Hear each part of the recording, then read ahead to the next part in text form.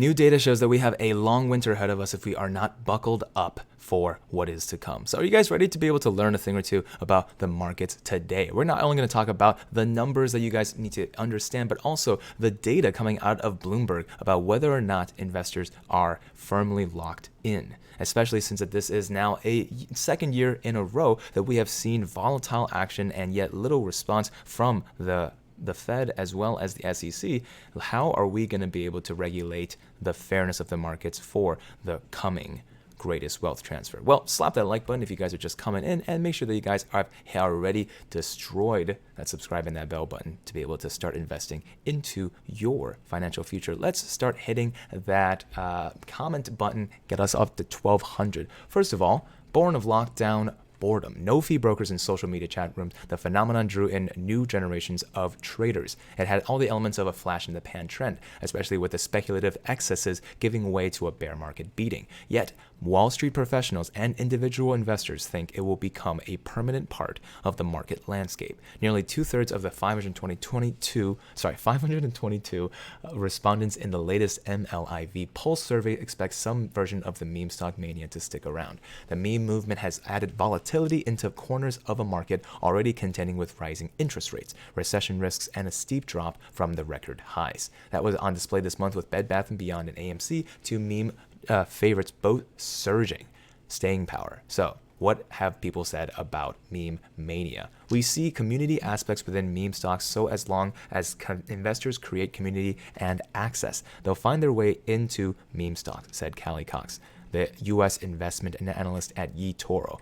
Meme stocks are just another way that retail investors are getting engaged with the market. Speculating in meme stocks have been painful this year. Even the coordinated efforts has been no match for the route that's battered individual investor picks like high growth technology stocks and cryptocurrencies. A basket of 37 retail investors, traders, tracked by Bloomberg is down nearly 40% in the past year. The gauge, which includes AMC, GameStop Core, and BlackBerry, looks set for another loss Monday, with all three of these stocks down at least another 3%. Powell signaled that Federal Reserve is willing to keep tightening policy, even if it's at the expense of an economic downturn. Wall Street professionals are split on whether the market won't hit a bottom until individual investors withdraw their support by becoming net sellers of stocks. The group has recently pushed $1.2 billion per day into U.S. listed securities, including Vanda Research, below its expectations for a $1.3 billion to $1.4 billion influx.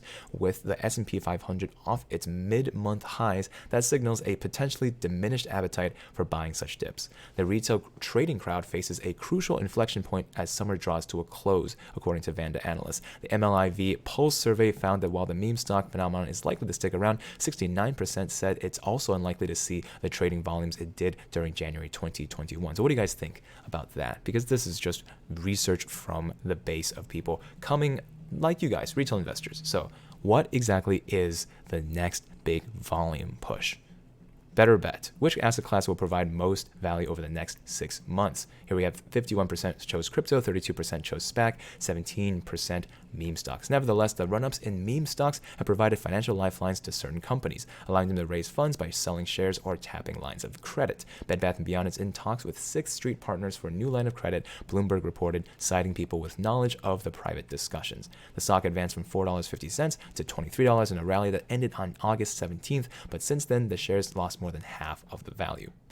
With the presence of meme stocks is something investors will keep an eye on. They were mixed on whether its volatility poses a risk to the broader market. 57% said it doesn't, with 43% saying the opposite. In a gauge of broader market sentiment, more than half of the respondents said that they expect U.S. Treasuries to have a better volatility-adjusted return over the next month than U.S. stocks. The U.S. two-year yield jumped to the highest level since November 2007 in Monday morning Asia trading, after Fed Chair Jerome Powell said at Jackson Hole that a restrictive stance was likely to remain in place for some time, and a historical record cautions strongly against prematurely loosening policy. So But if you guys have buckled in, this is likely going to be what it's like for a while. But what it's been like for the last month is high volatility with a very good chance of another squeeze incoming, which is exactly why now we have to take a listen to where those markets are and why are people not quitting their jobs fast enough for Jerome Powell's liking. This covers the month of July, not the month of August, but 11.2 million job openings in that month. That's an uptick, an increase from June. Maybe not as expected because perhaps the Fed tightening, maybe incentivizing businesses to take down their job postings, at least based off of the data between June and July. Not at all the case. Quits remain the same at 4.2 million, which was in line with 4.2 million in June. So it's not like workers are necessarily losing their jobs or deciding to move jobs to take on other opportunities either. Now, we're also looking at some consumer confidence numbers. Big beat from the conference board, 103.2 compared to estimates of 98. That's a sharp move up from the 95.7 figure that we had seen in the prior month of July. Again, that's more of an updated statistic because that does cover the month of August at 103.2. But look, the overall picture is that at least between June, July, and August, consumer confidence, JOLTS numbers showing that the U.S. economy is still very much chugging along and that the expectation that the Fed rate hikes were at least going to bite as of this summer, not at all the case. Because again, the expectation would have been if the Fed was really going to tilt us into a recession, you would have seen the JOLTS numbers show a decrease in the number of job openings, perhaps more quits as well, and then consumer confidence continuing to fall. So both of these statistics that we got about 2 minutes ago, not showing either.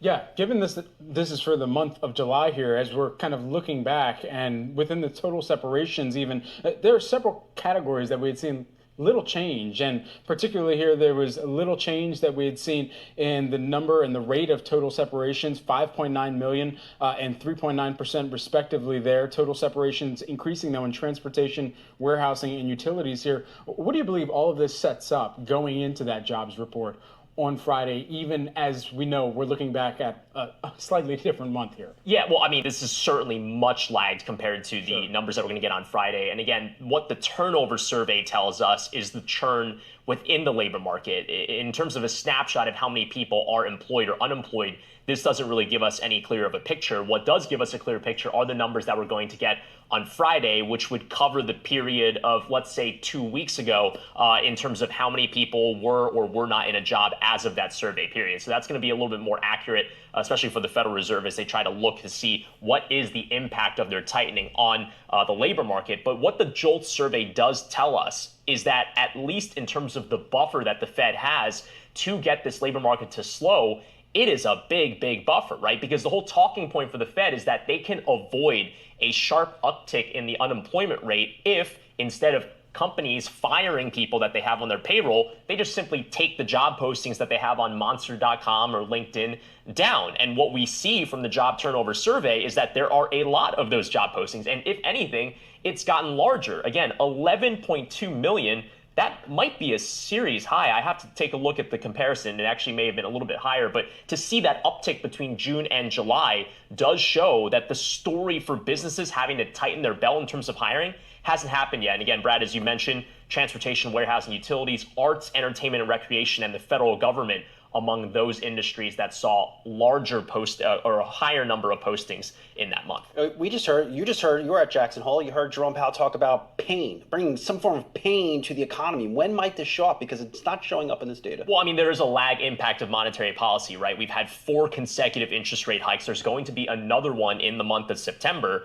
But it's not like the day after the Fed makes those rate hikes that businesses start to go, well, oh, wait, I'm going to take my job posting down. Let's get some pain out there, baby. Let's get some pain out there. That's not necessarily the case. But what is going to happen is that at some point, you're going to feel the whammy of all these things accumulating. And the argument is that maybe we haven't even seen the full impact of even the first 2 interest rate hikes, with some estimates out there saying that it could take between 6 to 12 months for the full bleed of an interest rate hike to actually be seen in the economy. So that's actually a really good point. And if you guys do care about the explanations that we give about why those interest rate hikes do have a lag and what exactly is the bigger brain, or perhaps the basic understanding of why those interest rate hikes work at all, do hit that subscribe button. Come right back and we'll have another video on us.